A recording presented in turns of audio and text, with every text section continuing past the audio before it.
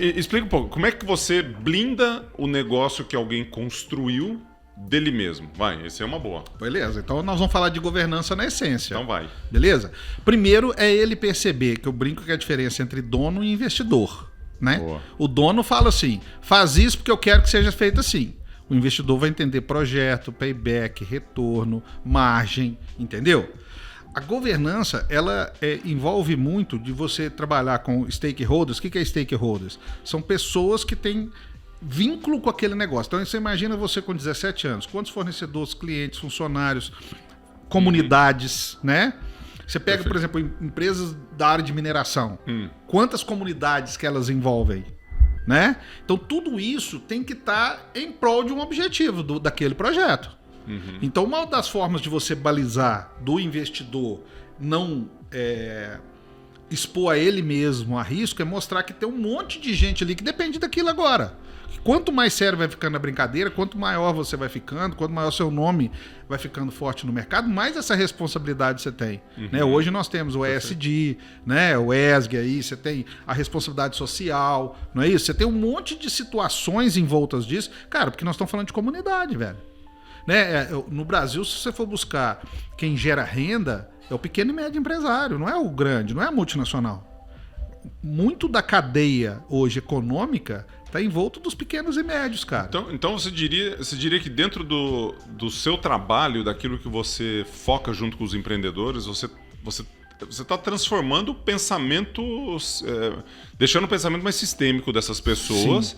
E transformando o mindset desses gestores, né, menos dono e mais investidor dos negócios próprios, né? Que quando você se coloca nessa situação, você pensa em coisas que você não pensava antes. Exatamente. Nesse sentido, dentro dessas considerações que você fez aí, até nessa visão diferente de dono e investidor, né? O que você diria que são os principais pilares de um negócio para um dono e para o investidor? Como é que você separa? Porque às vezes a gente pensa, não, mas eu sou dono, mas sou investidor. E na verdade você é mais dono que investidor. Quais são os pilares de uma empresa dentro da governança corporativa que você precisa ter? Então eu tenho aqui um empresário, um gestor que está escutando ou assistindo esse nosso podcast. Ele é dono de uma empresa, se sente um investidor daquela empresa, mas está ali na operação e tudo mais e, né, bota o bonezinho de dono, faz isso, faz aquilo, igual churrasco, né? O cara tá lá, picanha, carvão, não sei o quê, vai fazendo, o cara domina todo o churrasco. Chega na empresa, ele faz a mesma coisa, né? Parece com um churrasqueiro. Né? Traz a carne, traz o gelo, tá, a cerveja e tal. Quais são os pilares para construir um negócio de sucesso? Eu tenho eu posso usar o nome de metodologia da Assis, e aí eu vou puxar a sardinha pro meu lado, mas é o que eu acredito mesmo, tá, cara? Não tô falando que nada com viés comercial. É o seguinte... O primeiro ponto... Não, mesmo porque você não pagou nada para estar aqui, né? Não, o viés comercial que eu falo, assim, querendo vender alguma coisa, entendeu? Cara, a primeira coisa que eu acho é o seguinte, o proprietário, ele tem que ter uma visão do próprio negócio, que eu brinco assim, quem executa não valida. Essa frase eu adoro.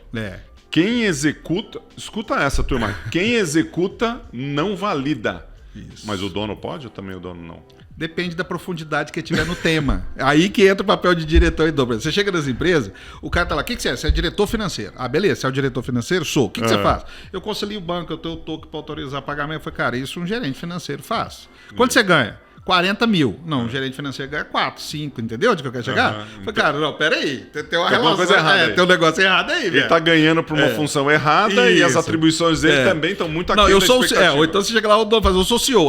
Cadê o business plan? Cadê o... Não tem. Mas, cara, então você é CEO, mas não fez um business plan.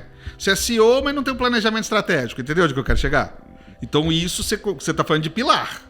Então, o primeiro pilar é o próprio investidor e dono entender que a empresa, o CNPJ, porque nas minhas discussões de governança, eu brinco o seguinte, cara, não é eu nem você o que é melhor para o CNPJ. O meu contrato, eu não tenho um contrato com o Gustavo, eu tenho um contrato com o CNPJ.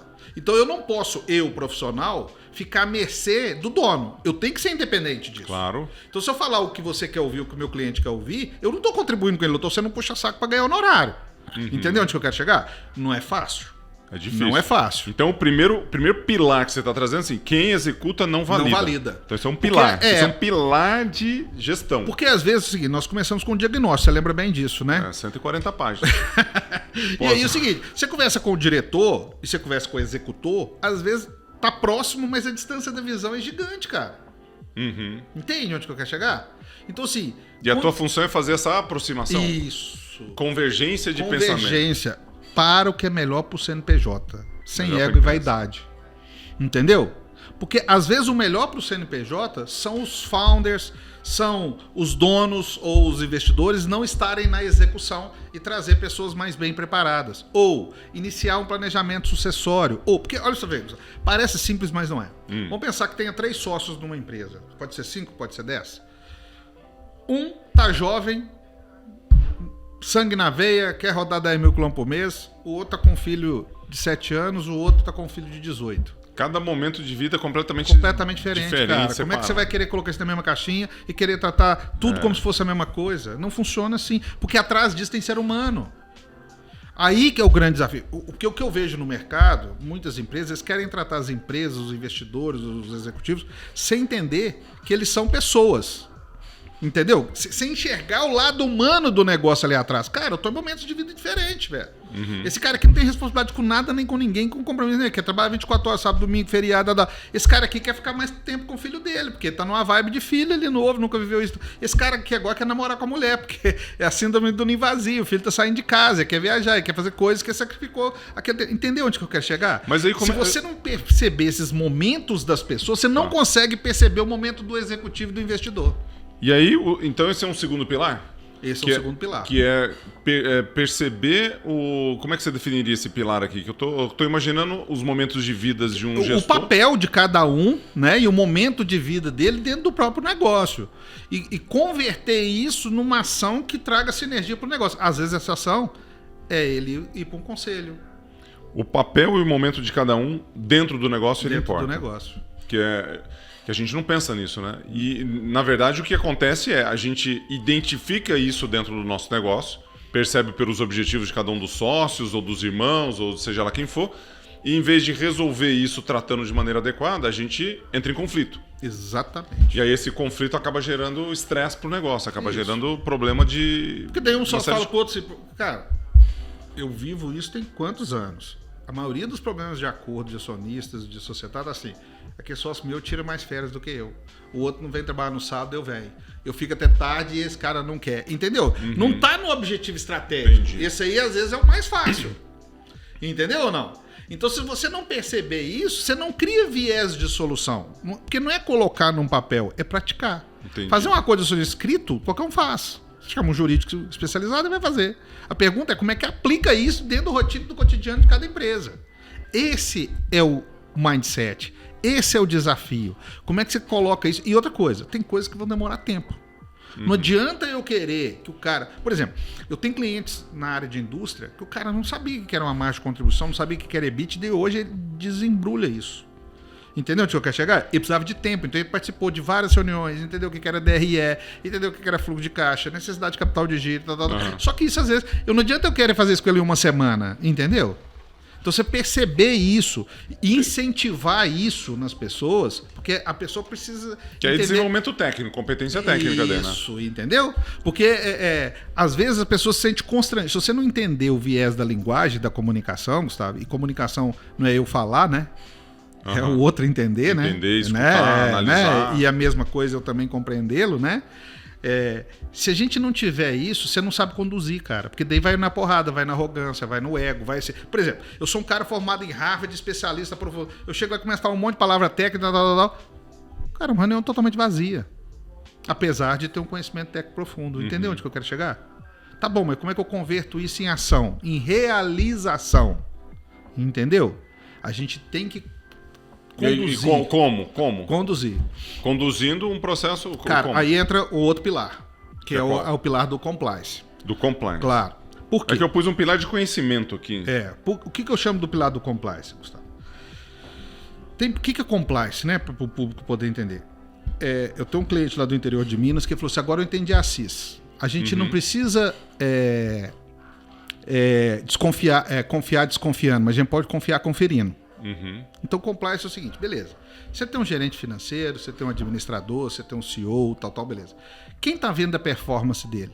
Geralmente, o empreendedor, o investidor, ele não tem lá no fundo meios de fazer isso. Ele pode ter até conhecimento, mas às vezes ele não tem técnica, às vezes ele não tem tempo, né? Às vezes ele não está tão focado e começa e larga aquele processo e vai para outro, e vai para outro, e vai para outro, entendeu?